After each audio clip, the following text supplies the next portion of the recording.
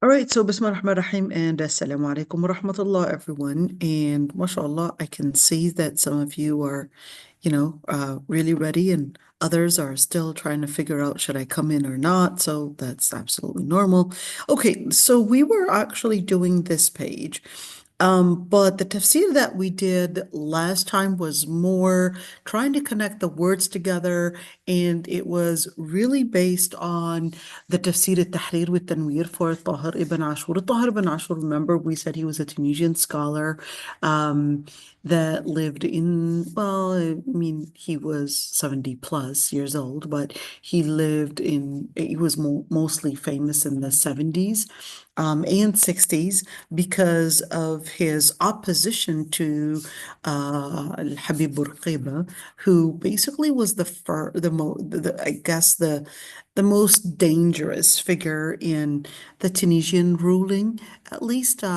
So yeah, this scholar was basically in opposition. So last time we were kind of reading that tafsir in the lens of that tafsir al-Tahir ibn Ashur.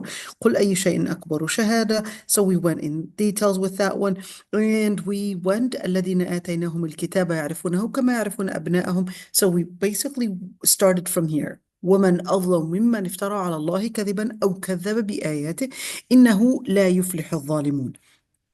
So to refresh our memory, we basically talked about, well, what is the biggest sin? And we talked about what the word dhulm actually means, oppression, but why does it mean oppression? Why did Allah subhanahu wa ta'ala consider that the worst oppression that one can get into is basically creating blasphemy, creating a lie about Allah subhanahu wa ta'ala? We also went in some details about al-falah and what al-falah means.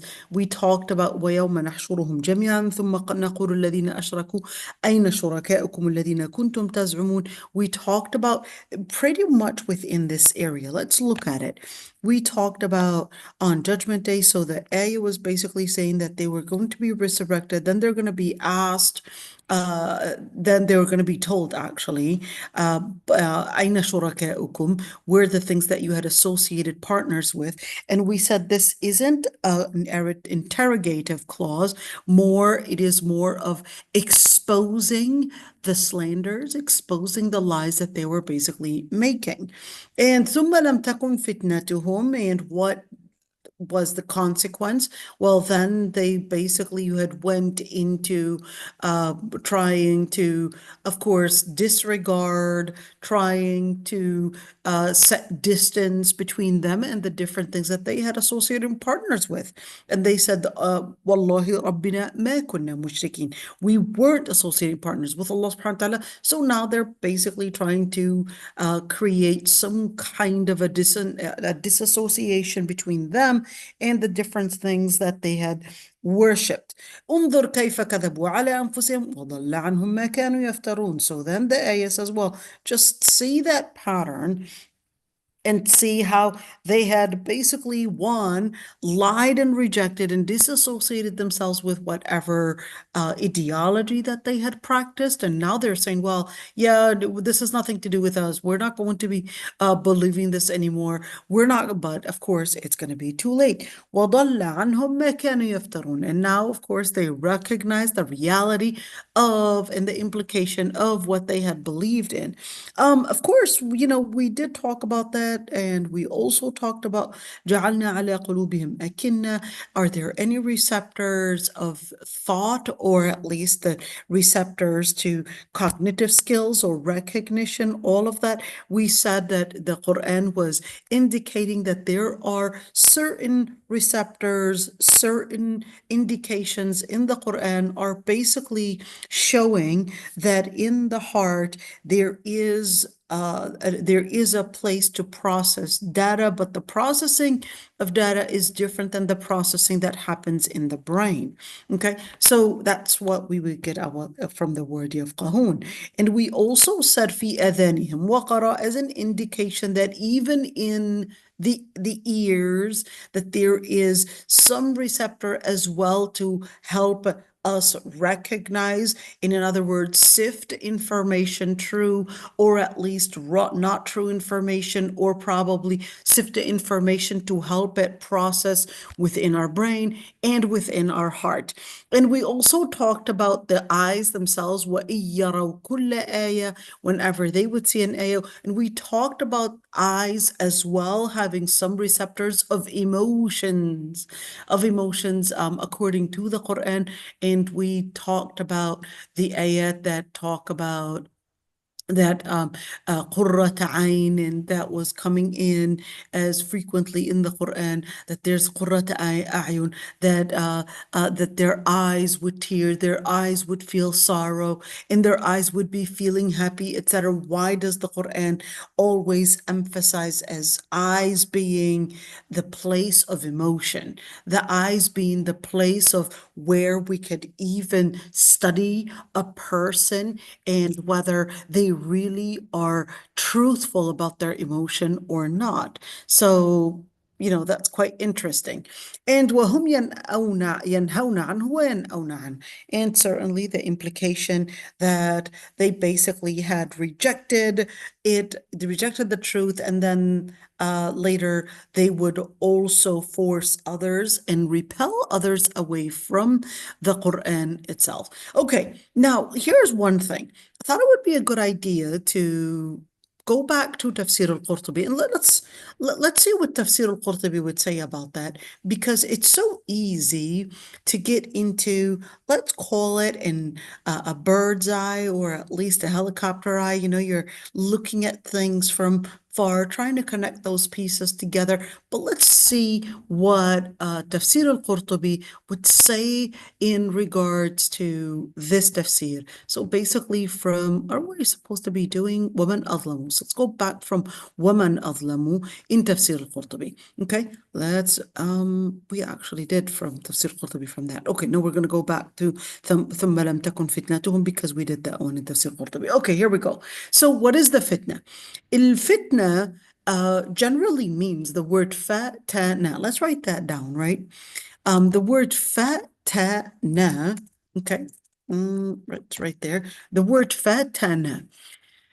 The word fatana actually means to expose something on heat in order to, specifically more used in regards to gold. So it's exposing gold on heat, and certainly when you would expose the gold on the heat, and the gold basically is at least in it's an organic shape in the places that we would find gold in. We would get into mines and basically on earth, etc., different things on earth. So they would be connected and basically fused with pebbles, rocks, and soil, and all those different minerals. But then if you were to expose the gold on heat, then you would basically end up having pure gold sifted away from all the different minerals that it probably had been fused together on in those mines or on earth in those caves.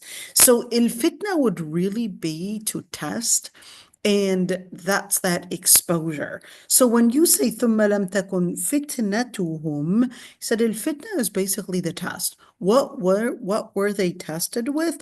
Well, they were actually tested with whatever they were exposed with. What were they exposed with? Well, they were exposed with the transgression that they had committed, which is basically creating lies about Allah subhanahu wa ta'ala. They were denying Allah subhanahu wa ta'ala, and now Allah subhanahu wa ta'ala is right before their eyes. Now they denied Yawm al-Qiyamah, and now Yawm al-Qiyamah is right before their eyes, nothing that they could deny. Okay, and certainly they denied all the different messages, all the different warnings about Yawm al-Qiyamah, and right now it's happening right before their eyes. So that's when that fitna basically would be referring to one, so it would be referring to whatever they had denied. Right now, they could see it right before their eyes. Two, they had denied the resurrection, and now it's happening right before their eyes. And three, when they were basically questioned and interrogated about what they had associated partners with, that was that fitna right there, because now they're being tested, now they're being held accountable, now they're being questioned, interrogated about whatever that they had believed in. So then the fitna is, once all of that became apparent to them, what happens next is basically also a fitna. They would say, well, by Allah, we didn't believe in all of that. We didn't engage in all of that. That wasn't us. Now they wanted to somehow create a new lie and continue. Of course, that's, the liar, whenever they lie about something, they have to make up another lie to hide the first lie. Then they gets into a series of lies, because they lied about the first one, but then you can lie to a certain extent, but then eventually the truth about what you lied about will eventually reveal itself.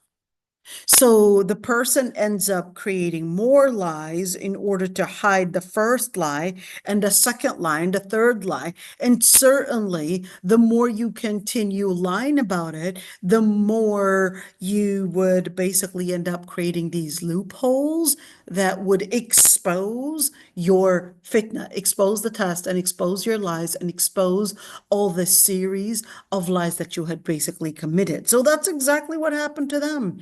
That's that fitna. When they were exposed to all of the things that they had denied, now it's apparent to them, and then they basically كذبوا على أنفسهم. Well, they didn't just lie about Yawm al-Qiyamah, about the resurrection, about Allah subhanahu wa ta'ala, etc., but they ended up even lying about themselves.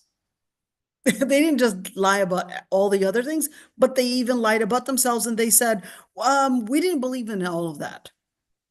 We did not associate partners. So what did they now do? They lied about everything, and now they're lying about their own selves. And that's what happens to liars.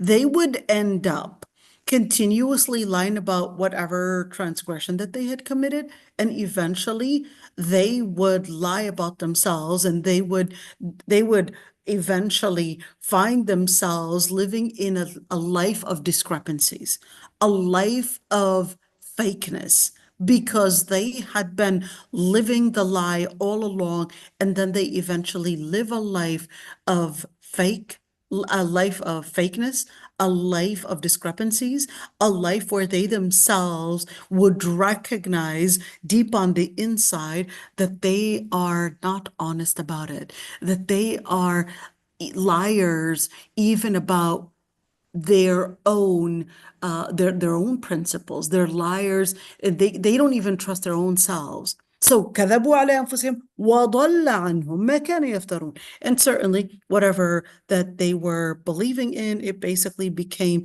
something that became exposed. Okay, so we did talk about some of that. Let's see. إلا أن قالوا والله ربنا ما كنا مشركين. So that was basically the fitna right there. Once they recognized all the different things, and he said تبرأوا من الشرك وانتفوا منه. He said that they had basically separated themselves. They basically wanted to announce that they don't believe in all of that, and they don't want to associate themselves with all the different ideologies that they had once carried. Let's see. Ibn Abbas had said that Allah subhanahu wa ta'ala would forgive the people that were sincere their sins. And therefore, there's no bigger sin than shirk. And therefore, if a person did not commit shirk, they can be included within the general mercy, at least if the person qualifies for such mercy inclusion, if the person qualifies for their sincerity to basically pave the way to be included in the mercy of Allah subhanahu wa ta'ala, except shirk, except shirk. So what is shirk in general? So the word shirk, sharaka, okay, that basically means to connect something and something. So that's why when you look at the shoelace, it's actually called the shirak. Shirak basically means you're doing a shoelace, you're connecting one end and one end, basically to tie it. Okay, so that's basically connecting these two together. In other words, when we're speaking about shirk, we're speaking about connecting one side to another. So, in other words, the whole idea of believing that there is a God. So, even the pagan Arab, it's not that they denied that there was a God. They did believe that there was a God. And in fact, they believed that he was the creator. But they had a different idea in how they would connect to God. And they said, in regards to the different gods that they had created, the different idols, they recognize that they don't believe that those were the creators. But they connected themselves to the idols by believing that there is a spirit that lies within them, and that spirit reminds them and connects them with the greater God, and therefore they would worship these idols, not necessarily because they are the creators. They recognize they're not the creators, but they would connect to them as an inspiration to connect with the greater God. Okay, that was the whole idea that they basically created. And you could say, if you are to look at Hinduism, it really comes with the same idea. You look at Christianity, at least you look at it, specifically, I guess, Catholicism, you would see the same idea that it's connecting with a certain image, with a certain idol, or they wouldn't consider it an idol, but it really is. You would get into Catholic churches, for example, you would always see the sculptures of the claimed Virgin Mary or Jesus, or all those different sculptures. And then you would ask them, well, isn't that an idol? And they would say, well, no, it's not an idol. It's just to connect us with a great God, or connect us with Jesus, or whatever it is. But in the end, it's that same idea that you connected yourself with these sculptures, and these sculptures, you had basically identified them as carrying the inspiration to connect you with God. Same thing if you're looking at Hinduism. In Hinduism, say the same thing, that they would connect with these, whether it's Ram or whatever God it is, and they would connect with these idols, believing that it can carry some power to protect, to heal, to help you in different ways, to basically connect you with a greater God. Okay. And if you were to look at each and every single faith, it pretty much has this area of whether it's some idol, or whether it's believing that someone has a direct connection with God. So that would be Gnosticism. When you would say Sufism carries that. In Sufism, you would see a lot of people believing that the sheikh has some kind of a kashf. That's what they would call it. And what al-kashf would be, it's some kind of a revelation. They wouldn't call it as the word revelation to mean like a Quran per se, but the word kashf means that things would be exposed to them. Okay. And they would believe that this sheikh, and you are the murid, basically the student, and this sheikh would have some kind of a divine kashf, or a divine appearance, or a divine inspiration that would give this sheikh the ability to see beyond ghaib. beyond ghaib, whether it's beyond time or beyond place or beyond what's happening. And that's why in the world of Sufism and that mystic practice, not all Sufis do that, but I would say this is mainly common.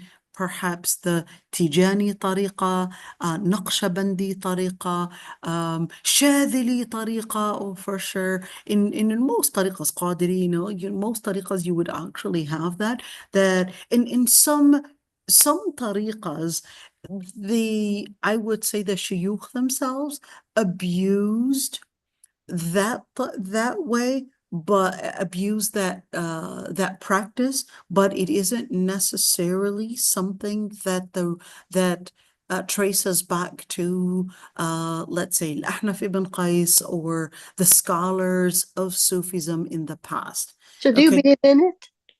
Do I believe in what? Yeah, in this kashf? Do I believe in al-kashf? Yeah, they pretend that they can see what behind. Right. So here's the thing.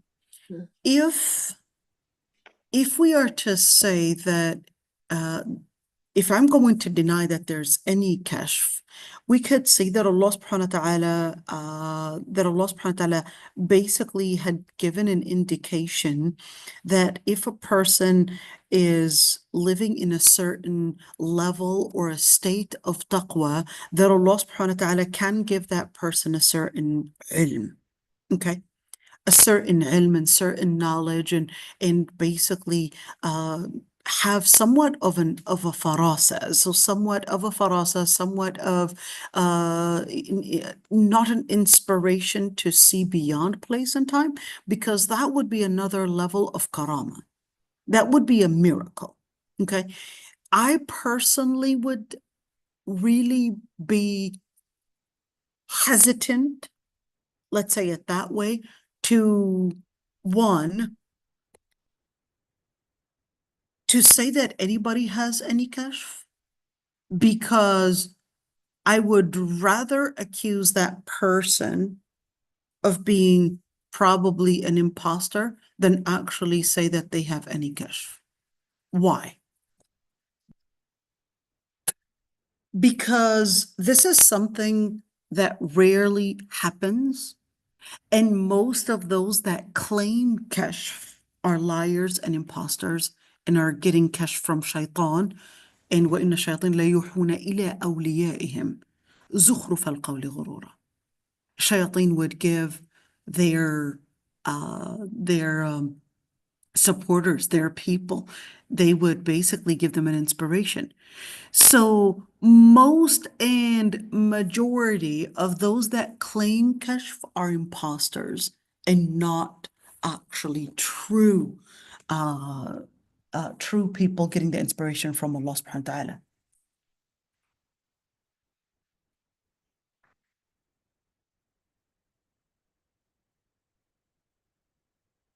It's worthy of note. How do I know if this person is getting kashf from Allah subhanahu wa ta'ala or whether this person is getting kashf from shaitan? You would look at their action. If they're applying Allah subhanahu wa ta'ala's rules, then possibly.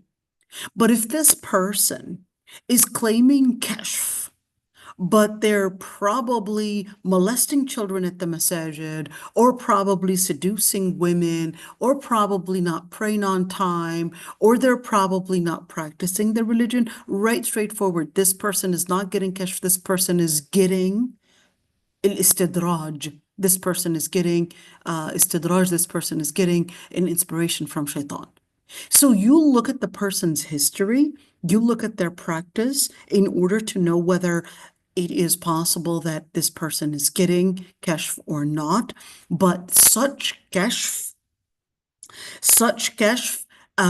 like I said, it would be only for salihin. And that's a very rare thing. It would more be a miracle and not in any shape or form. Even if the person was getting kashf because they're salihin, kind of like in Nabahani, Yusuf in Nabahani, he was mentioning a lot of these stories of al-kashf and all of that and in the stories, mentioned in those books, etc. But for those rare instances, okay, they are not supposed to be using it to brag about it, and they're supposed to conceal it. So let's just say you are getting kashf. Let's just say you started getting some information, probably with maybe true dreams, or the dreams you were getting some information about, yes, this person's gonna die, or this person's gonna pass the test, or this person's going to face some certain fitan, etc. All these different things. That was basically a type of kashf. Okay, let's just assume you had this. Okay, you are not supposed to be using that to manipulate others or to draw others closer to you. So this kashf would basically be something that is very private, very personal between you and Allah subhanahu wa ta'ala. Because it would be a type of karama. It would be a type of karama. It would be a type of karama. It would be a type of farasa. It would be something that Allah subhanahu wa ta'ala had given you the inspiration to, but you cannot use that whatsoever as a way to somehow bring in followers or somehow, claim that you sit on some kind of a throne or some kind of a high position, and that therefore you can reinterpret the faith. And I should not tell anybody about it, isn't it? If Absolutely. it's secret. Absolutely. So this would not be something that anybody should know. It's between you and Allah subhanahu wa ta'ala. And you want to be careful. If such things do happen, you want to be careful, because it can happen that you may get certain kashf and it can be istidraj. So you want to be really careful that it could be Allah subhanahu wa ta'ala really testing you with it. Okay, so just to keep that that into that note. Okay, so when we speak about al-kashf, most of the times, it's actually used by the imposters in order to gain acceptance. And you see a lot of these shuyukh of these Sufi tariqas basically claiming that they have kashf in order to use that to abuse women, to abuse children, to abuse the followers. It's a different way. You want to keep in mind that liars and scammers, they come to you in wearing a mask that they're concerned about your security, they're concerned about your future, they're concerned about your wealth, whatever it is. So you want to be really careful, because imposters would come in the appearance of religious appearances of integrity, appearances of piety. So I would rather say, well, this person is an imposter, and I would not be held accountable for basically not believing this person. But if I had believed that person and they were liars, that's when I would be held accountable. If I believed the person and they were liars, I would be held accountable.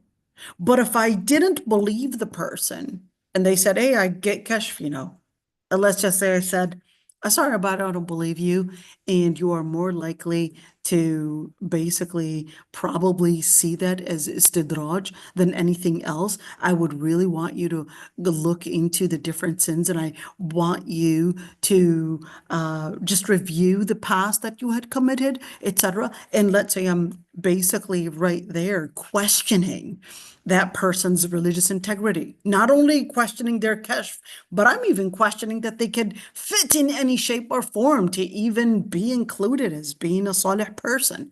Will I be held accountable? The answer is no. I wouldn't be held accountable for questioning a person's claim of getting kashf.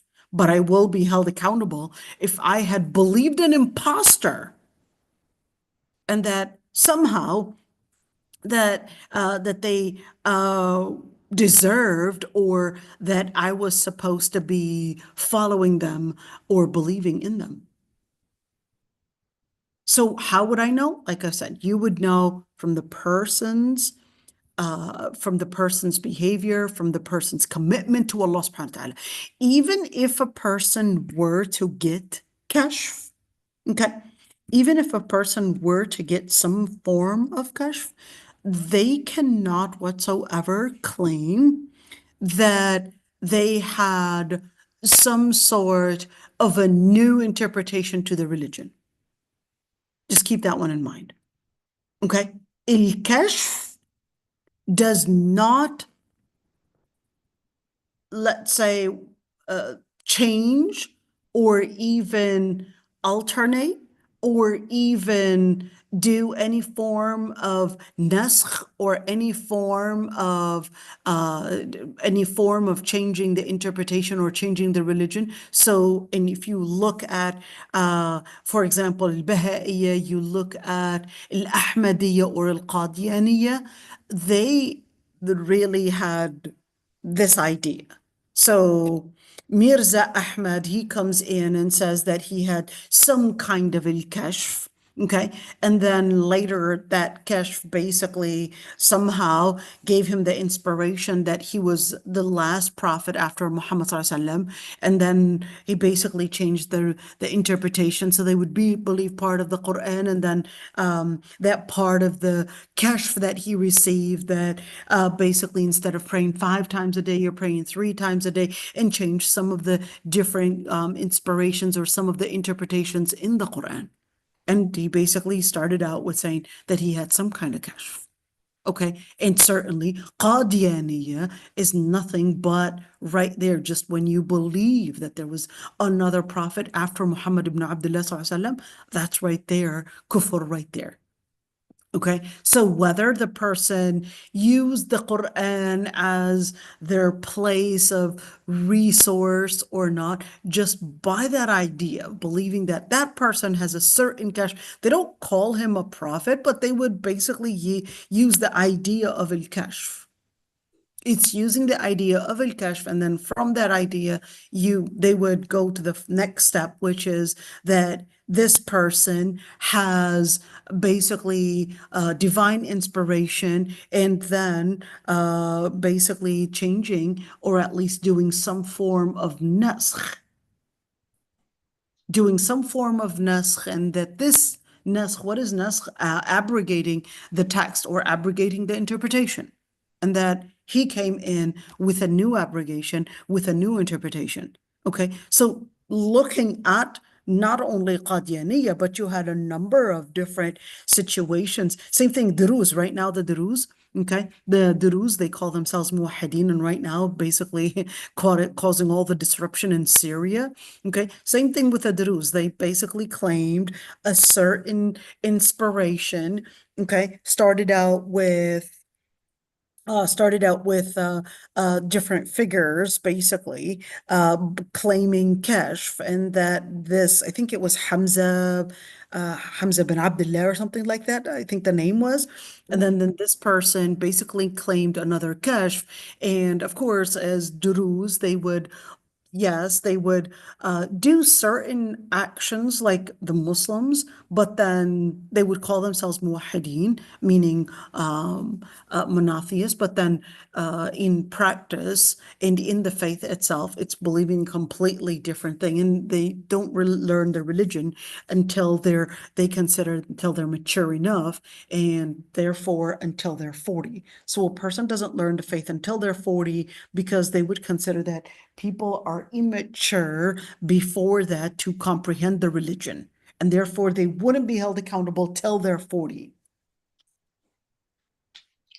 So to get this level of kashf or shafafiyah, does he make many hours of zikr, hard ibadah, spiritual exercises?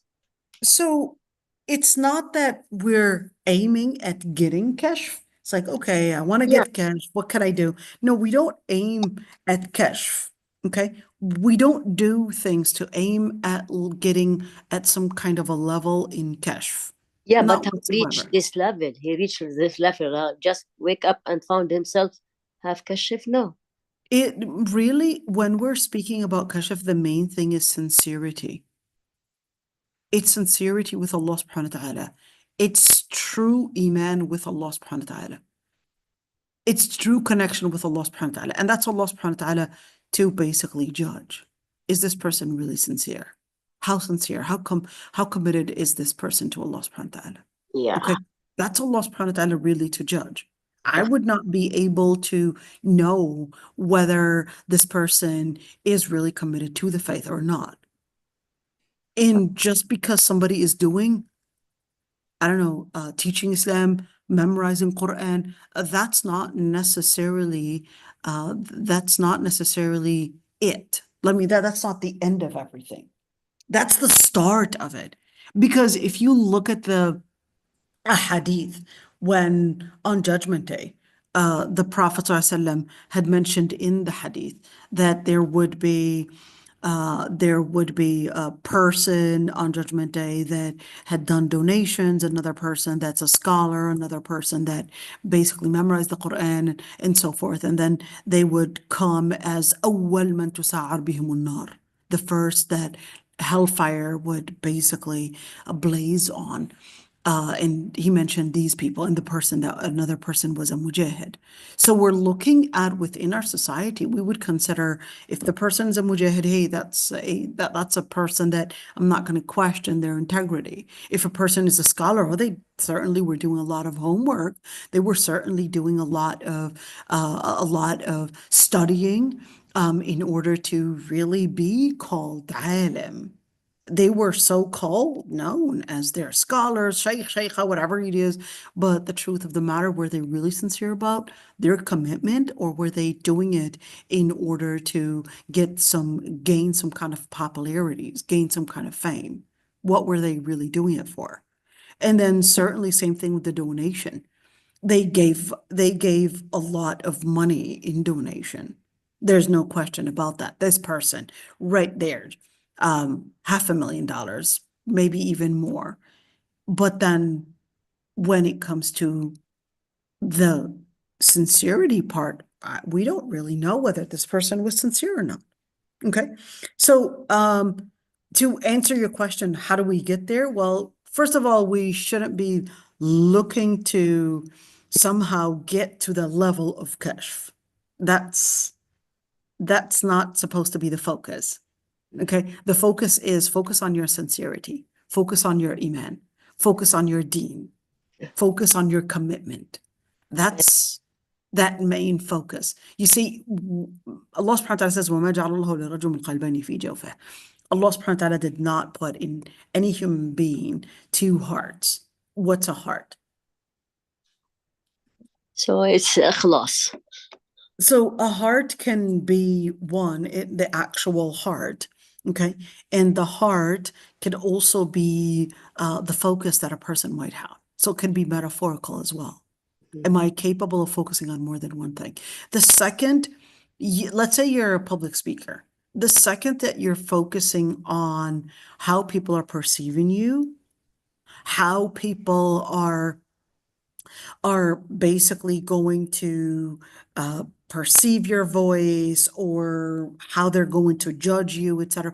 The second that you're focused on people, you're not going to be capable of focusing on your presentation.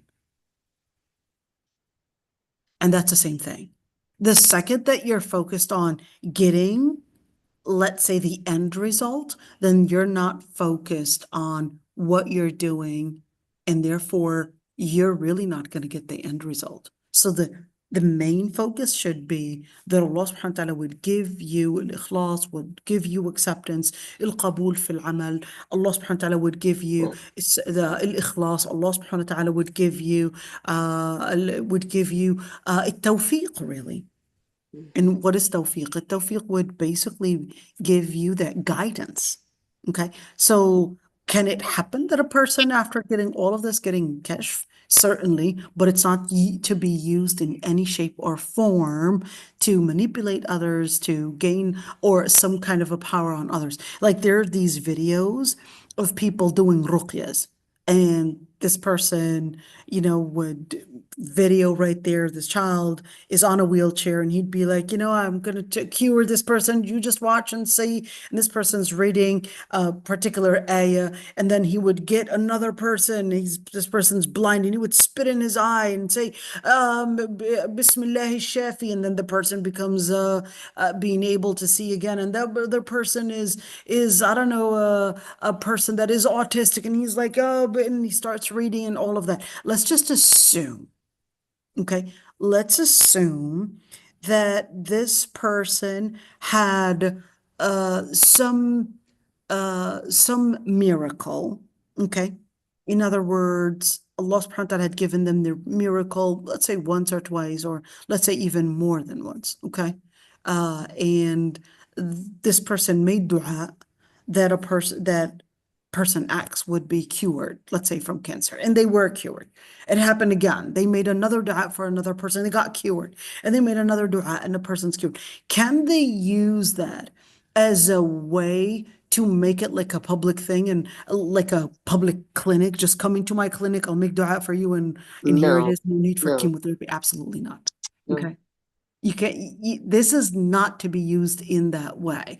This isn't whatsoever to be used as the way that these people on social media, this guy's, traveling to different countries, basically reading and curing. People are lined up in long queues in order to get treatment and all of that with this person's barakat. That's nothing but a satanic inspiration. Okay, let's get back to our tafsir right there. So Jazakallah khair. Allah يرضى عنك يا ربي.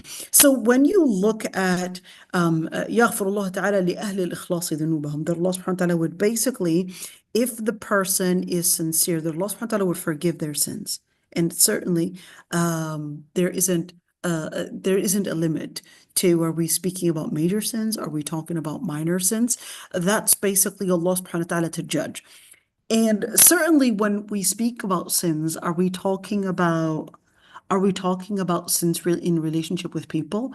Are we talking about sins, in other words, transgression that people might commit in relationship with Allah subhanahu wa ta'ala? So what's the difference? Well, the difference is, let's say you were not committed to your fast.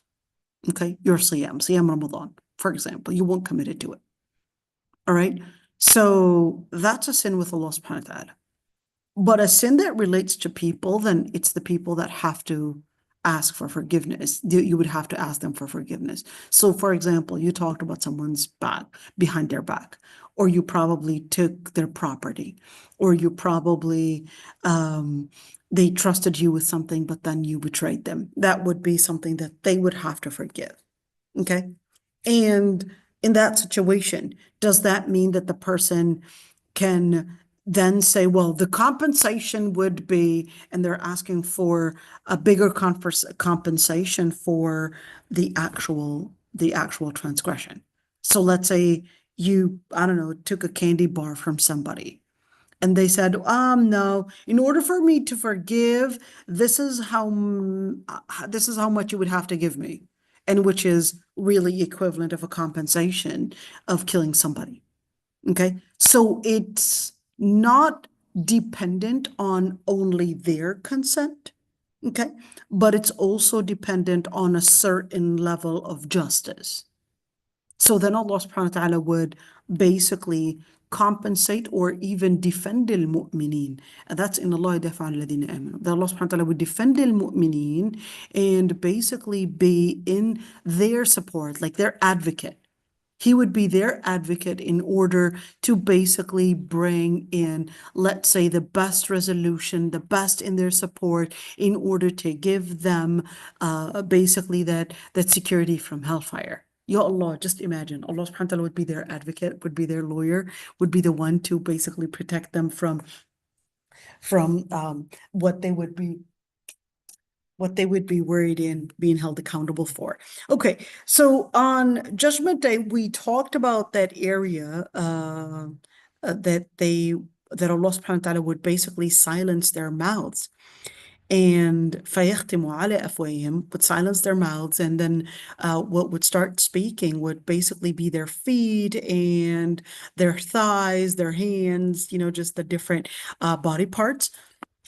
And that would basically come in to witness what they had been doing. In other words, what they were denying, because they were claiming. So let's say what happened. They basically said, قالوا والله ربنا ما كنا مشركين. So they said, by Allah, we were not associating partners with Allah subhanahu wa ta'ala. So then they committed a lie. Okay, كذبوا على أنفسهم ضل عنهم ما كانوا يفترون. All the different things they had committed is right now, basically right before their eyes, is not coming in their favor. Okay, so that's when Allah subhanahu wa ta'ala basically says, يومئذ يود الذين كفروا وعصوا الرسول لو تسوى بهم الأرض ولا يكتمون الله حديثا. And that day, they would really wish that the earth would be flattened on them. In other words, they would not come back to life. They would not be getting resurrected, and then they would not be basically confronted with their words and confronted with whatever speech and whatever claims that they had made. Why? Well, because on that day, there's nothing to hide. And even if they wanted to make a verbal claim, that verbal claim would not be something that they could just claim without having any witnesses to support their claim or deny their claim. So when they would say, well, you know what, we don't want anybody witnessing, we'll witness for ourselves. That's when Allah subhanahu wa ta'ala will say, sir, you want to witness for yourself? Here it is. Then basically silence their mouths and let their other body parts basically say the truth of what they had believed in, what they had committed, what basically they had been doing in this life. So it's like, okay, here it is. You are basically right now going to be your witness upon yourself. And here's one thing, is that some scholars actually said that this ayah right here, maybe I should delete all of this so you could see it. Some scholars actually said this ayah is not speaking necessarily about the kuffar, meaning the disbelievers, but this is actually talking about al-munafiqeen. Wait, what's the difference between munafiqeen? Munafiqeen, aren't they kuffar too? Okay, there are two types of nifaq. So when we're talking about hypocrisy, we're talking about nifaq, and there are two types of nifaq. Okay, there's the hypocrisy that hypocrisy. Yeah, okay, hypocrisy. There's the hypocrisy that basically involves, okay, how do you write this? Okay, here we go. There's the hypocrisy that basically involves the person's aqidah. So there's the hypocrisy that involves the person's aqidah, and that would be nifaq al-aqidah. Nifaq al-aqidah. Okay, nifaq al-aqidah would be the hypocrisy in creed. And what does that mean? That the person is giving us an appearance that they are in faith, but the truth of the matter is that they don't even believe in this. They're putting in some practice. They're probably lining up in the masjid with us, probably putting on a hijab, etc. But the truth of the matter is that they don't even believe in this whole faith. Okay, that's a nifaq aqidah. Okay, that person would basically be a kafir. And this is what those scholars that said that this involves the munafiqeen, this would be that person. There's the nifaq amal. The nifaq amal would basically involve the person, number one, on the inside, they are believing in Islam, but their actions are actually speaking of actions of disbelievers. So the Prophet ﷺ had said, آية المنافق ثلاث إذا حدث كذب وإذا وعد أخلف وإذا أؤتمن خان. The Prophet ﷺ said that the signs of a hypocrite are basically three signs. Whenever they would speak, they would make lies. whenever they would promise, they would betray and break their promises. And if they were trusted on something, they would basically betray and end up basically committing all those betrayals on that person. You trust them and they're not committed to the trust. They don't live up to the trust. So that would be nifaq amal. In other words, if a person is not living the principle of what Allah subhanahu wa ta'ala had asked them to believe in, so on the inside, they believe in Muhammad ibn Abdullah sallallahu alaihi wasallam, they believe in the Quran, they believe in Allah Almighty, they believe in all of those things. But their actions are speaking of actions of a person that doesn't even believe in all of that. Okay, so that's basically nifaq al-amal. So the scholars that said that this is relating to nifaq al-aqidah, in other words, relating to the creed, they're showing that they're actually Muslim, but the truth of the matter is that they don't even believe in Islam, but they're there probably because they wanted maybe, I don't know, food shelf or probably the community, etc. Then in that situation, this basically is involving those types of people. Let's just assume that a sister comes up and she tells me that she believes in the religion, but then pay attention to this one. And this is very often that we would get. So I want you to pay attention to this one. A sister comes and she says she believes in the religion, but then she's getting all these questions in her mind. And she hates those questions and she's really angry about them and she's trying to get rid of those questions, etc. And she's not really sure whether she's included in the religion or not. And she's really feeling so stressed about it. Okay. This actually happened with the Sahaba. Pay attention to this one. A Sahabi comes to the Prophet ﷺ and says that they would get, he said they would get. In other words, you would see some Sahaba actually talking about it. And they said that there were these questions, these kind of like a psychosis thing, but it's not an actual psychosis, but they're getting this type of paranoia.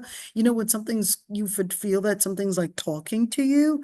Okay, that's waswas. And that it's coming to them and they would then start asking questions like, well, maybe religion is not even true. Maybe God doesn't even exist after all. Maybe this. And you're like, and you hate those questions. You hate those ideas even occurring to you. You don't believe in it, but in your brain, these thoughts that just come to you right there. Okay, you hate them. The Prophet ﷺ, when that Sahabi comes to the Prophet ﷺ, and he basically was vocal about at least these sentiments, these ideas, these questions coming to them, and he said, you know, I would rather have the skies rip open than me believing in such things, but these ideas would still come to my mind. And the Prophet ﷺ said, and you feel these and you hear these, in other words, you feel these, you basically have them coming to you. And they said, yes. And the Prophet ﷺ said, this is faith. What do you mean this is faith? Then he continues to explain, Alhamdulillahi alladhi radda kaydahu ila al-waswasa. Alhamdulillah, by all the praise be to Allah subhanahu wa ta'ala, that he made all the plots that the shaitan would be capable of doing really be in a place of nothing but mere paranoia, and therefore shaitan would not have the power to control your heart, not have the power to control your mind, not have the power to control your commitment. And that's why that person was saying, you know, I'm getting these thoughts, I would really have the skies rip open than me believe in such things, but then this is just a waswasa. So the Prophet ﷺ basically called it waswasa. The Prophet ﷺ basically called it as a paranoia And in other words, it's something as a chemical imbalance in the brain, as a shaitan spewing those ideas, but the person himself is basically a believer. The Prophet ﷺ called it a believer.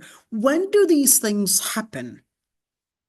These things usually happen, with my experience, usually people that are new to the faith after, let's say, a year of becoming Muslim, then they would start getting, this confusion right there. That's one. Number two, after some sudden death of a beloved loved one, or probably lost a job, or, just as some kind of a trauma that they went through, and it becomes this, think of it as those balls that you would have, that have like, it's kind of like a snow, like inside these little things, like a crystal ball, and you would shake it, it becomes like as if it's snowing on the inside. And that's the same thing. It can happen that the person is actually in faith, but then their brain just gets into this foggy moment, this moment of their brains really playing tricks on them. So whether it's a trauma that they went through, lost a job, maybe got into a divorce, just different things basically happening in their life, and then all of a sudden their brain is just all over the place. Okay, so it becomes like a chemical imbalance. It becomes certainly waswas as well, so involved in it. Okay, so that is, in that situation, that's not nifaq. Okay, so we would comfort those people that would come in and basically say, well, I'm getting this paranoia, I'm getting these questions, I'm not really sure if I'm on the faith or not. We would say, just continue, you're fine. You're fine. You're on faith. Continue working your way on Iman. Continue being committed to attending the classes, to probably learning your deen, memorizing Quran, etc. This is paranoia. It's basically making you doubt yourself. Don't let those basically wasawis or that waswas basically take over you and affect you mentally. Okay? It's just, you are fine. The Prophet ﷺ, in fact, basically called it that's faith. So I just want you to keep that in place. Okay? We get this often. So that's not nifaq. Okay? That's not nifaq, that's actually faith. Okay, let's get back to this hadith. We got that one. انظر كيف كذبوا على أنفسهم. Just watch and see how basically the disbelievers had basically made up those lies about themselves, and now they're basically creating lies even about themselves. وَضَلَّ عَنْهُمْ مَا كَانُوا يَفْتَرُونَ. And certainly all the different things that now disseminated away, all the different things that they at one time had thoroughly and completely believed in, is right now, right before their eyes, they're basically giving up on it. And certainly even the things that they had believed in and worshipped is right now something that they would work all their effort to disassociate themselves from those things. Okay, وَضَلَّ عَنْهُمْ مَا كَانُوا يَفْتَرُونَ. In other words, all the different things that they had worshipped basically is right now leaving them. And certainly لا يكتمون الله حديثا. And certainly they would say, وَاللَّهِ رَبِّنَا ما كنا مشركين, in order to pardon themselves. And they're basically right there making those oaths, finding and wanting to find a way in order to be dismissed from being held accountable for what they had committed during their life in this dunya. Okay, ثم لم تكن فتنتهم basically said that there are 5 different qira'at for this one. Okay, I'm not going to comment so much on qira'at, but I'll just make it really quick. So he said Hamza and Kisa'i, he read it not ثم لم تكن, but ثم لم يكن. Okay, and he said fitnatahum. Then he said basically khabar. Okay, so he was basically explaining what that would mean. إلا أن قالوا أي إلا قولهم. Okay, so basically wanted. And then the other qira'ah is تكن fitnatahum, not fitnatuhum, but fitnatahum. So the first qira'ah was يكن fitnatahum, or يكن fitnatahum. not تكن فتنتهم. And then the second قراءة تكن فتنتهم. Okay. Okay, let's see. The other قراءة ثم لم تكن فتنتهم إلا أن قالوا وما كان ثم لم تكن. Okay. Ibn Amir and Hafs, basically that's our قراءة ثم لم تكن فتنتهم. So with two, not ta. Okay.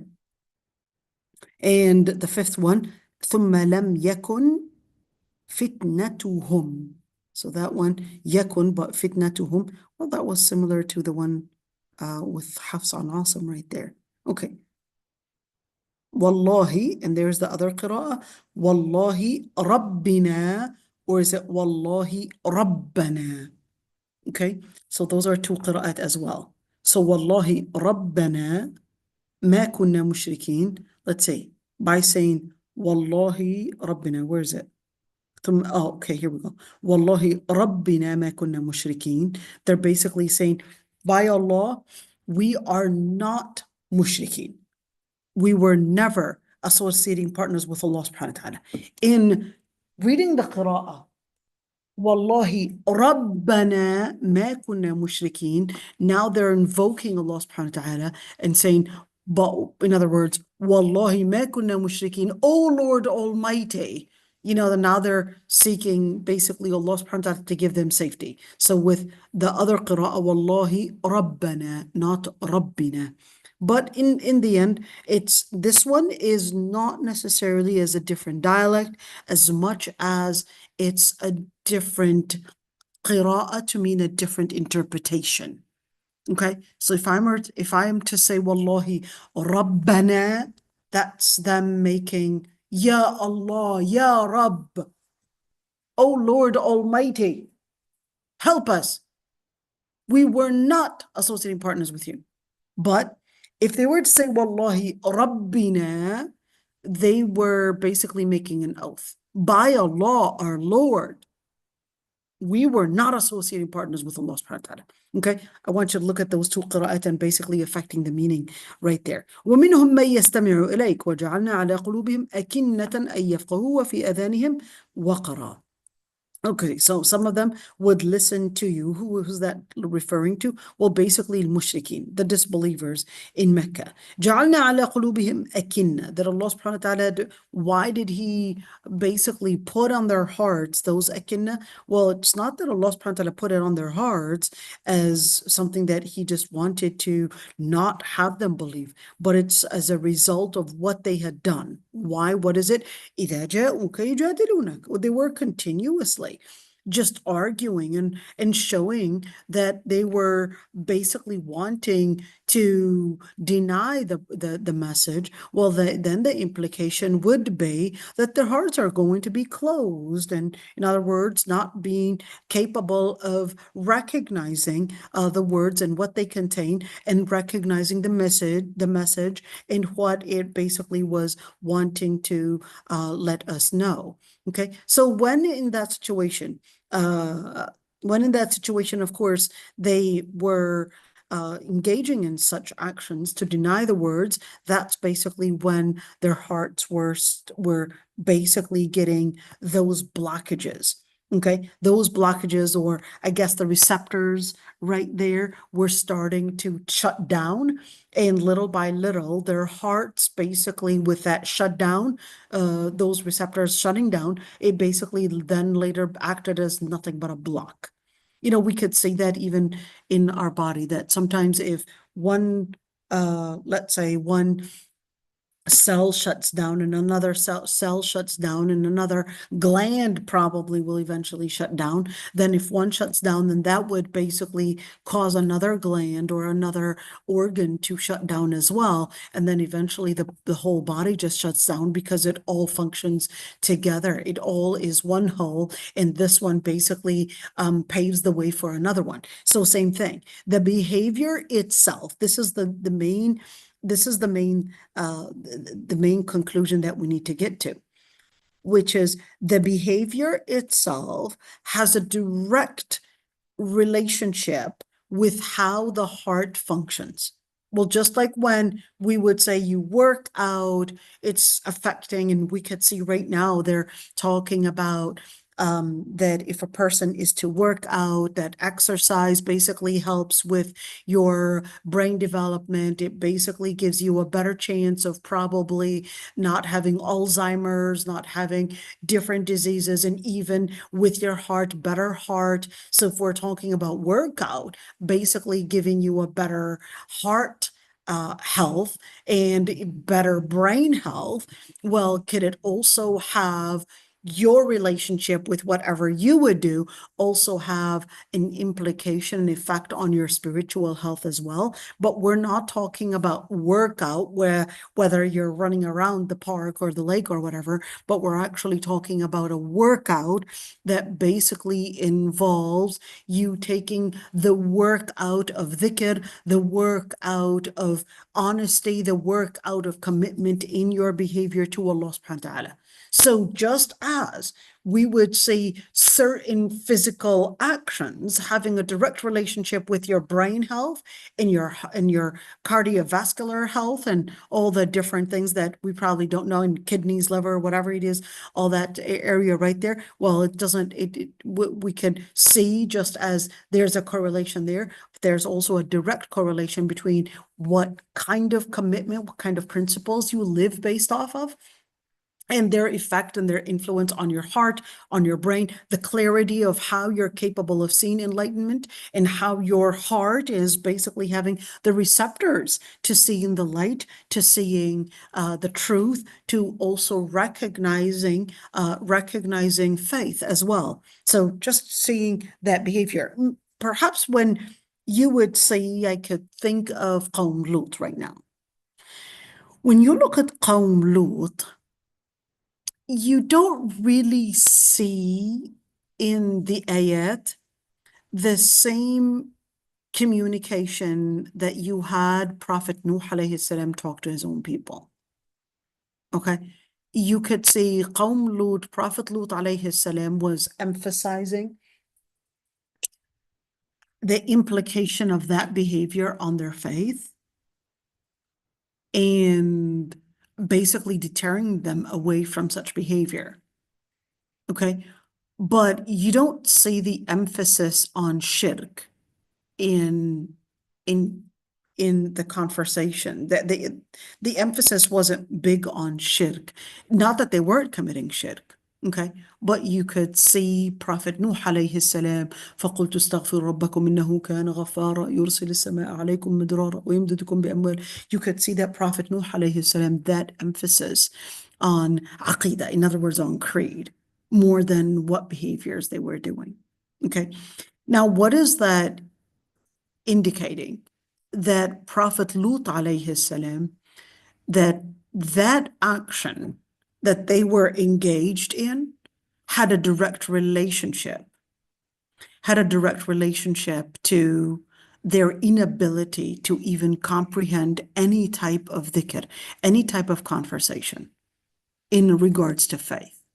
And that's important to keep in mind, that there are certain actions, certain wrongdoings that can have a bigger impact on the person's ability to comprehend in their qalb, in an ability to basically also hear what you're saying, in their ability to see. I want you to look at this one.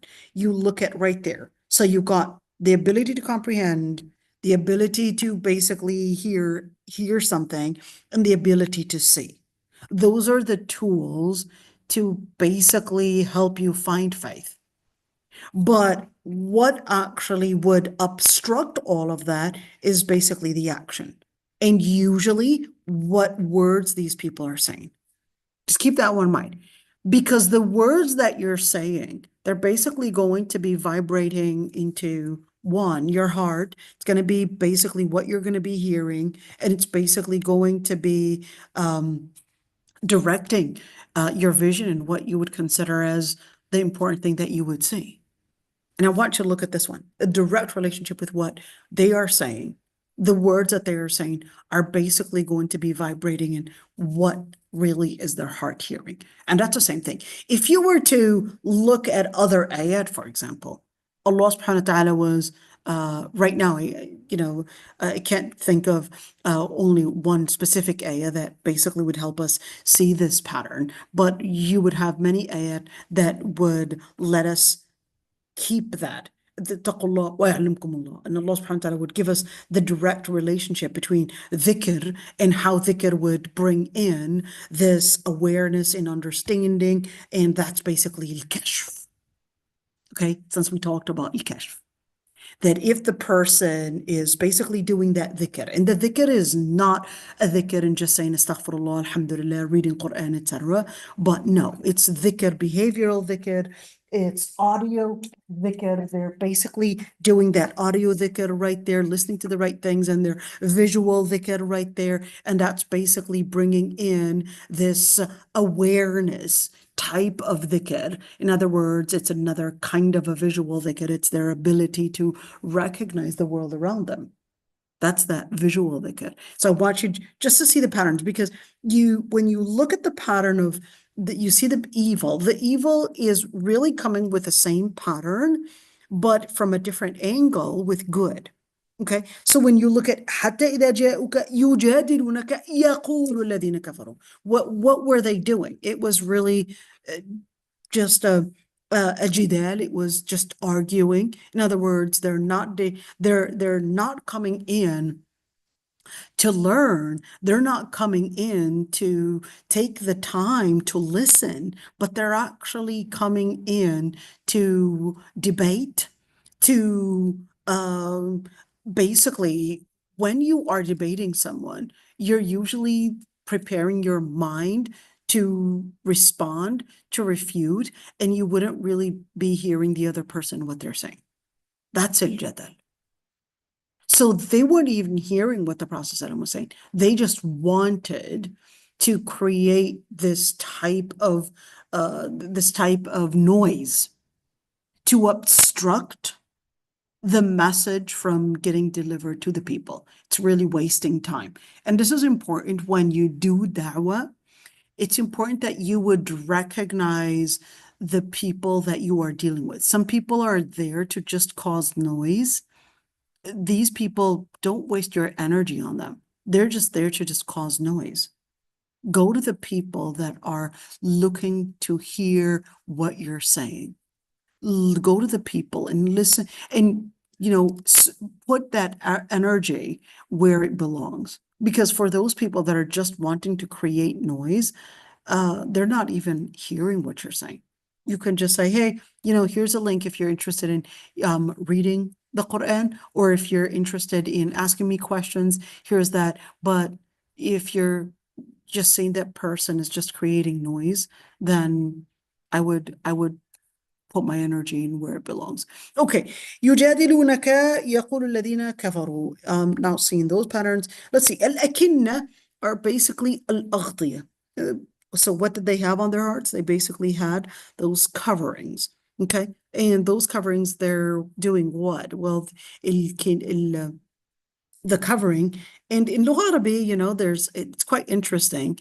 الكنة, and it's basically in Palestine, we actually say al-kinna, ironically. I don't know why they called it al-kanna. We actually say al-kinna. Well, what does that mean? So the daughter-in-law is also kinna or kanna. Wait, so she's what? Obstructing our faith? Is that what a daughter-in-law is doing? She's obstructing my faith? She's basically acting as the person to what? Be an obstacle for my heart to actually focus? I knew she was the place of evil. No, that's not what it is. All right. But she would basically be the covering, just like Allah subhanahu wa ta'ala, hunna libasun lakum, antum libasun lahunna, hunna libasun lakum, that you are the covering for your wives and they are the covering for you. Okay. So the same thing. So she's basically a garment to your son. Okay. She's a garment to your son. She's giving warmth to your son. Okay. By the way, my mother-in-law is coming to visit me, inshallah, on May 20th. So finally, I haven't seen her in 15 years right now. Okay. So yeah, excited to see her. Very, very simple, very innocent woman. Okay, so يفقهوا. So this covering, this obstacle was basically an obstacle that obstructed them from understanding it. And I want you to look at this يفقه. What is the word فقوها? Let's break that down. So the word فقوها in اللغة العربية, and you remember fiqh, okay? Let's look at that one. The word فقوها actually means to comprehend, to understand, okay? So when you look at فقوها, to comprehend, understand, what are we actually talking about? We're talking about the ability to be able to think deeply and comprehend basically the words that are being said, the message, and what it contains. Okay, so that's why in in Islamic studies we would basically say and consider fiqh, the science of fiqh. Before, they used to understand as fiqh as just a general science in learning the deen. So tafseer was considered fiqh. Learning anything about the deen was considered fiqh. Later, it isn't until later that it became exclusive to teaching about Islamic legislation. So it became just Islamic legislation and Islamic jurisprudence. Jurisprudence, there we go. Okay, that it wasn't until later that it became as the science of Islamic jurisprudence, meaning fiqh. Okay, and certainly when we say Islamic jurisprudence, we're talking about the science that basically is specialized in teaching how to derive rulings from their resources, how to go back to the resources, and based on those resources, how we would derive different rulings that relate to different circumstances and so forth. Okay, so if they were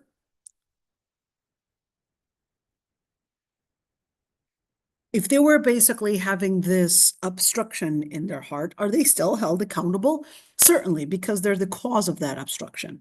It's not that Allah subhanahu wa ta'ala put it in them. Well, wait a minute. So if it's not Allah subhanahu wa ta'ala putting it in them, why did Allah subhanahu wa ta'ala say ja'alna? Okay. Why did Allah subhanahu wa ta'ala say ja'alna if he wasn't the one that basically put this obstruction? Okay. So Allah subhanahu wa ta'ala created this world in a certain pattern. Okay. If you engage in certain behavior, then you're going to find yourself within this pattern. Let's give an example. Okay. Allah subhanahu wa ta'ala had basically created, let's say, gravity. You jump off a 20-story building, okay, and you're going to find yourself basically falling, and you're basically right there going to be dying. Okay. Now, Allah subhanahu wa ta'ala created this law, this pattern, and since you were not caught, or I don't know, the fire department didn't have something to catch you or whatever it is, and then you landed basically on the ground, then Allah subhanahu wa ta'ala basically created, okay, this law, and then this person, Allah subhanahu wa ta'ala basically will tell you that, well, he was killed by us. Okay, it's not that Allah subhanahu wa ta'ala killed him, but Allah subhanahu wa ta'ala created this law of gravity. And if you basically jump from this height and your body basically crashes, and certainly your organs are going to be collapsing with this velocity that you fell in, and certainly you're basically going to find yourself to the consequence that your body is not going to be capable of holding, not the severity of the crash, and certainly the momentum is going to be far too big on your body to basically be capable of handling it. And that's why in situations we would say, oh, it was a miracle that this person lived. Why would you say it was a miracle? Because it basically goes against the laws that we would know and that we would know about this world. So Allah subhanahu wa ta'ala جَعَلْنَا عَلَى قُلُوبِهِمْ أَكِنَّةً, that Allah subhanahu wa ta'ala created certain laws. If you engage in certain behaviors, whether it's denying, whether it's arguing, whether it's engaging in practices like qawm lut, or whether it's probably killing, you're engaging in major sins, even if it's a kafir. So even if it's a kafir, if they're engaging in major sins, it will slow down their ability to find faith. Even if it's a kafir. Similarly, if it's a Muslim and they're engaging in practices of like major sins and minor sins, it can lead them to eventually going out of the faith. It's a pattern. The farther you are from the practices and the principles that Allah subhanahu wa ta'ala asked you to be in, the more you will basically create those receptors to shut down. And then, yes, it would start out perhaps that the person's committing major sins, minor sins, and then eventually there's that pattern, whether you're Muslim or not Muslim. It's a pattern that Allah subhanahu wa ta'ala created in your body. The actions that you would do, they're basically going to either obstruct your ability to understand, or they're going to enhance, depending on what you're doing, enhance your ability to understand, to figure out, to hear, to recognize, and so forth. So whether Muslim or not Muslim. So when you look at جَعَلْنَا عَلَى قُلُوبِهِمْ أَكِنَّةً, that there's a certain law that Allah subhanahu wa ta'ala created. And you want me to repeat it? Okay, fair enough. Okay, so think of it as this way. Your body, regardless of what faith you are, okay? If you are to, let's say, eat sugar, okay? If you are to eat sugar, your chances of probably one, getting maybe fat, or maybe heart problems, obesity, or probably, all those different things that as a result of eating sugar, that's basically going to be a certain pattern. Your body was made to basically consume a certain amount of sugar, a certain amount of whatever, certain nutrients. And if you were to do otherwise, regardless of your faith, your body is going to react to that in the same way. Okay. That's the same thing in speaking about the pattern in faith.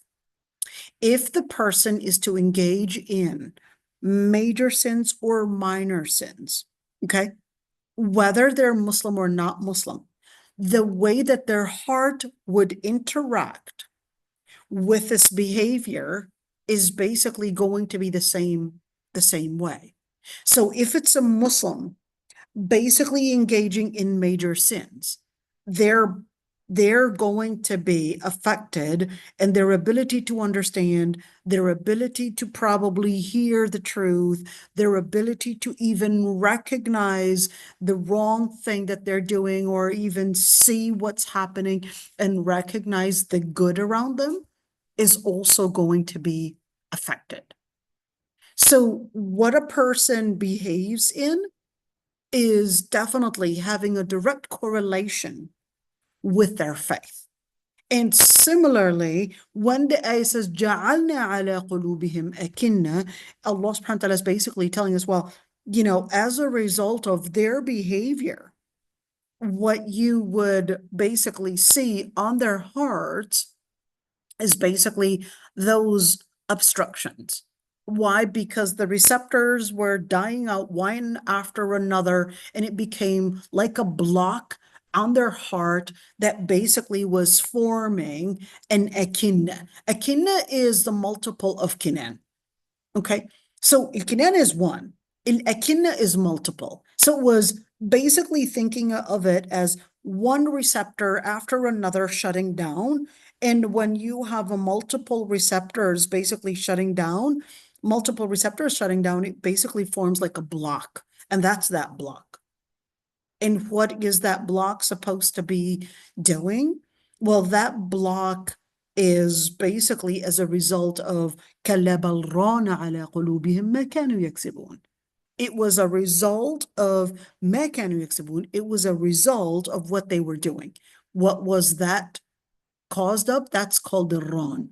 And the Prophet ﷺ basically said in another hadith that that al-fitan would be exposed onto the heart, and then wherever that the heart would absorb that fitna or that trial or that sin, that's what would basically act as a small piece of rust basically forming onto the heart, and eventually that would act as the obstruction from giving them the ability to comprehend.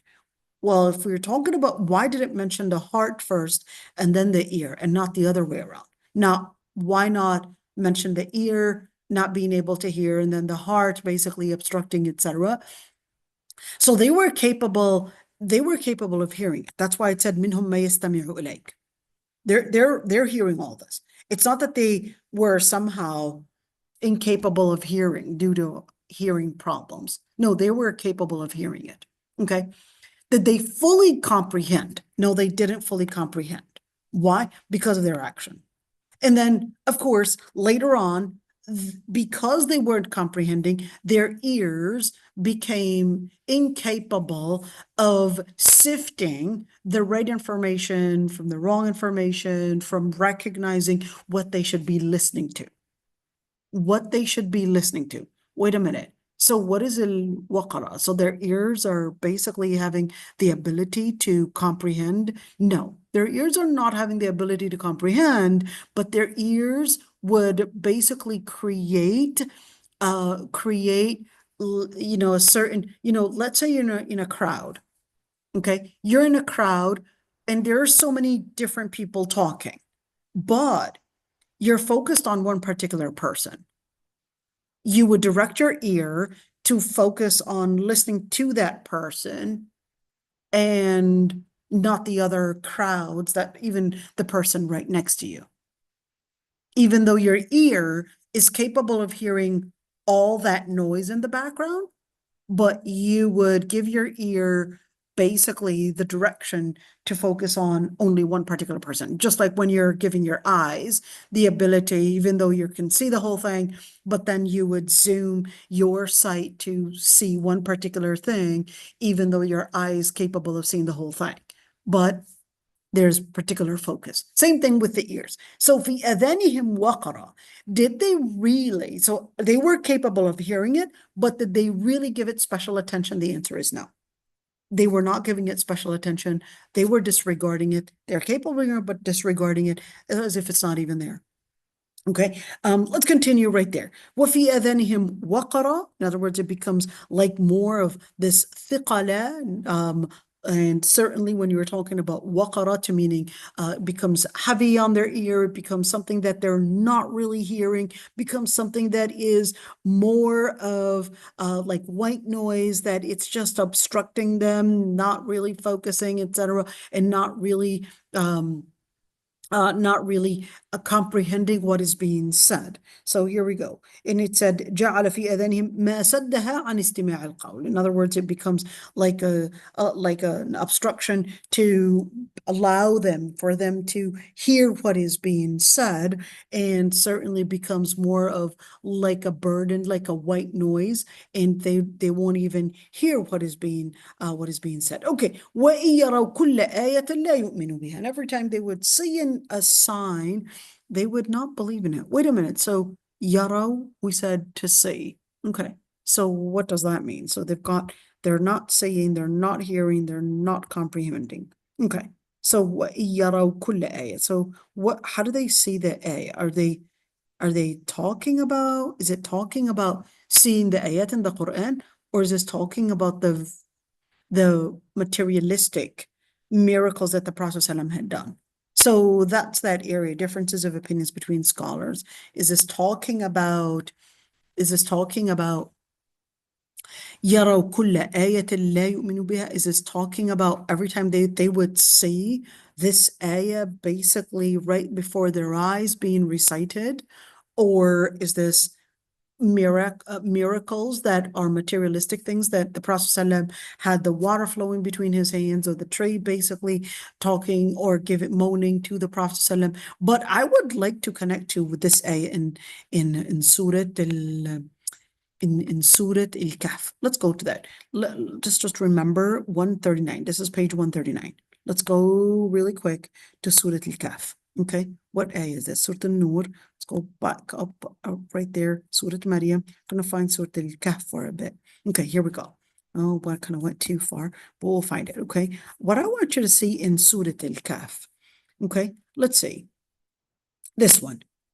الذين كانت أعينهم في غطاء عن ذكري وكانوا لا يستطيعون سمعا. Okay. Why are we going here? Their eyes had coverings from seeing the remembrance or dhikri or the Quran, and they were not capable of hearing anything. You would think, well, if their eyes had coverings, it would be كانوا لا يستطيعون نظرا. They would not be capable of seeing anything. But no. Why did it say كانوا لا يستطيعون سمعا? Okay, it's basically to indicate that their eyes were not seeing dhikr. But dhikr is basically, you've got the visual dhikr, you've got the audio dhikr, and therefore you've got the dhikr to comprehend. Okay, the dhikr to comprehend. So when you look at that, you connect it as well with the ayah in Surah Taha. What happened? In Surah Taha, Allah subhanahu wa ta'ala basically said, وَمَنْ أَعْرَضَ عَنْ ذِكْرِي فَإِنَّ لَهُ مَعِيشَةً ضَنْكًا وَنَحْشُرُهُ يَوْمَ الْقِيَامَةِ أَعْمَى. Let's go to that ayah right there. وَمَنْ أَعْرَضَ عَنْ ذِكْرِي. Let's see that ayah. وَمَنْ أَعْرَضَ عَنْ ذِكْرِي فَإِنَّ لَهُ مَعِيشَةً ضَنْكًا. Let's see. Here we go. This is the ayah. Whoever turns away from dhikri, it's the same word that we just got, dhikri, right there. So dhikri, my words, is this the words of the Quran, or is this the remembrance of Allah subhanahu wa ta'ala, or is this the message? What really is it? It's the same word that was used in this one. Okay, وَمَنْ أَعْرَضَ عَنْ ذِكْرِي فَإِنَّ لَهُ مَعِيشَةً ضَنْكًا. If you stay away from the dhikr of Allah subhanahu wa ta'ala, from the remembrance of Allah subhanahu wa ta'ala, then you would have a life that is full of danka. What is danka? Danka is a life full of stress. So what is like full of stress? What does that mean? You're basically going to be finding yourself just literally just hitting against one wall after another. And you're just like, everything's just failing and right before your eyes, and you can't even understand why. وَنَحْشُرُهُ يَوْمَ الْقِيَامَةِ أَعْمَى. And on Judgment Day, they would be resurrected blind. And they would say, Lord, why did you resurrect me blind when I was capable of seeing that life? And he said, that's how, when you had received our verses, but then you had disregarded them, and today you will be disregarded. Okay, so what do we get out of this ayah and that ayah? Number one, the word dhikr. Okay, and when you look at that dhikr, similarly, when we were looking right there, that Allah subhanahu wa ta'ala was basically telling you, وَمِنْهُمْ مَن يَسْتَمِعُ إِلَيْكَ. يَسْتَمِعُ إِلَيْكَ to what? Well, to the dhikr. What were they listening to? What did they hear the dhikr? Yes. So again, we're still within, okay, they were hearing the dhikr, and here, كَانَتْ أَعْيُنُهُمْ فِي غِطَاءٍ عَنْ ذِكْرِي. It's the words of Allah subhanahu wa ta'ala. It's the message and what it carries. Okay? كَانُوا لَا يَسْتَطِيعُونَ سَمْعًا. And what happened? So their eyes were basically not capable of seeing it, and they were then not capable of hearing it. كَانُوا لَا يَسْتَطِيعُونَ سَمْعًا. So what is that taking us to? Well, that's taking us to, just as here, they were turning away from the dhikr, and their life was basically danka. So now we're seeing that certainly the lifestyle that a person carries out basically has a relationship with what they're understanding, with their mental health as well, what they would consider mental health. But here, Danka is more relating to their spiritual health. Their spiritual health is affecting their mental health, is affecting their body, is affecting their social relations. That's the life of Danka that they would be living in. And on Judgment Day, they would be resurrected blind. Well, why blind and why not lame, for example? Well, that's because they had turned a blind eye from seeing the verses, from seeing the truth.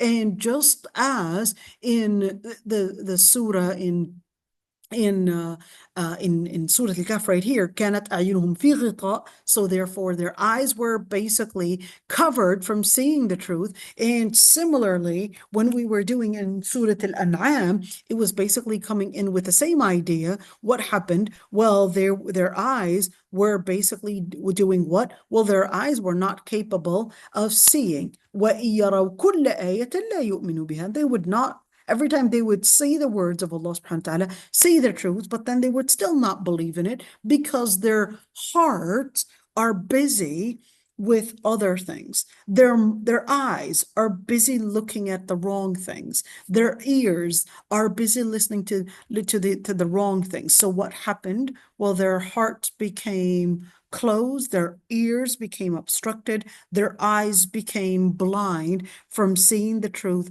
and from recognizing the truth. So that's that area just for us to actually see. يقول الذين حتى إذا جاءوك يجادلونك. They would come to you, they would engage in all these debates, and not necessarily to learn, but more of trying to cause white noise. يقول الذين كفروا. Is it Quraysh? Ibn Abbas said it was in relationship to another Ibn al-Harith. So what happened? He said another Ibn Harith had said, what is Muhammad saying? And he said, I'm only hearing his lips moving, but I can't hear what he's saying. Okay. And he said, and then they said, or he had actually commented, he said, وَمَا يَقُولُ إِلَّا أَسَاطِيرُ الْأَوَّلِينَ. And another Ibn al-Harith was actually a person that was known to basically saying stories, legends and stories of the past.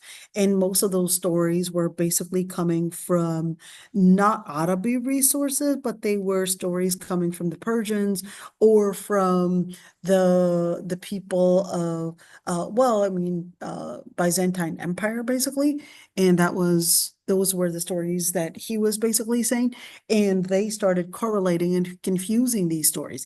I did actually say that Tahir ibn Ashur had said that the word ustura is not Arabic.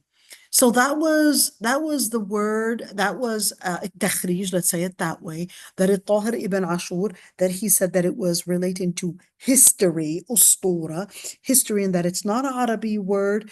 And I would like to see what al-Qurtubi, does he agree with what Tahir ibn Ashur had said? So here, Tahir ibn Ashur, al-Qurtubi didn't go to the etymology of the word, but Tahir ibn Ashur basically commented on the etymology of the word and where that word is coming from.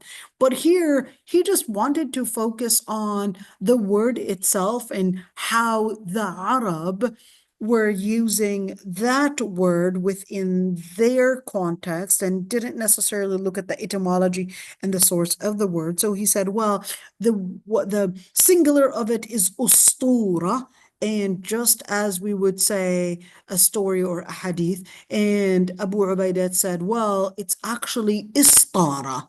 Istara is the singular of it. And I want you to look at this one. If you're saying ustura and istara, those are two different things, at least the sounding of it. And that's what I guess provoked Tahir ibn Ashur to say that the etymology of that word goes back to a non-Arabic source. So if you say non-Arabic source, I thought the Quran was Arabic. If the Quran is Arabic, why would there be words that are not Arabic?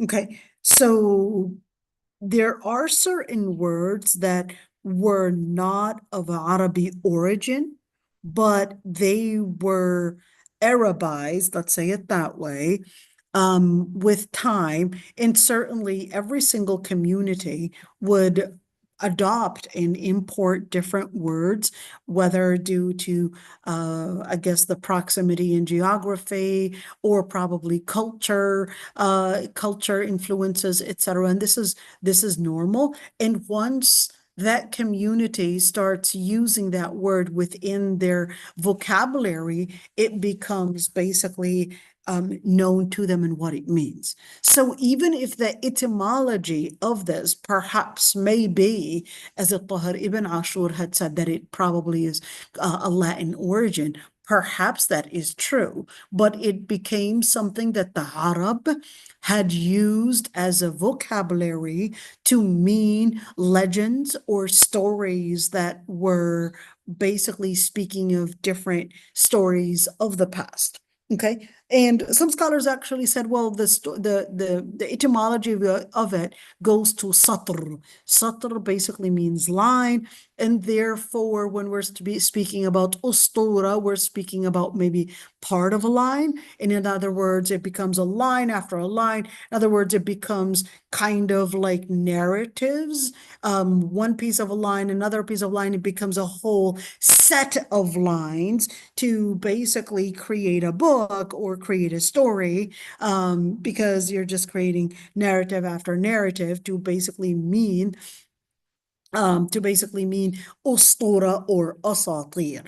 Okay, so that was another takhrij. So I guess this person is not agreeing with Tahir ibn Ashur, and that its etymology is not necessarily going back to a word that comes from Latin, but it more goes to satr, to meaning line in Lugha Arabiya, and therefore it's line after line. It's quite interesting. Okay, so what were they referring to when they said asatir? Asatir to basically meaning all the different fake stories and fake news that they were basically accusing the Quran of presenting. Here's what we'll do. I know it's 11:58 right now, at least my time, and I really wanted to do Hisn al-Muslim, but I guess, Mondays are usually hard on me because I would be teaching at Jannah Institute a day before, or at least a couple hours before, just a couple hours, well, less than 12 hours. I was actually at Jannah Institute. So, of course, it basically starts taking away from my time and my energy. So I would be really tired on Mondays. But inshallah, we'll continue tomorrow. Okay. Hopefully at 9:30, not at 10. Okay. And continue with the tafsir that we're doing. Before we sign off, any questions before we sign off for now? MashaAllah, let's look at the names and see. MashaAllah, we've got Noura is here. Marwa Ibrahim, long time no see that girl. And you got Maryam, Matina,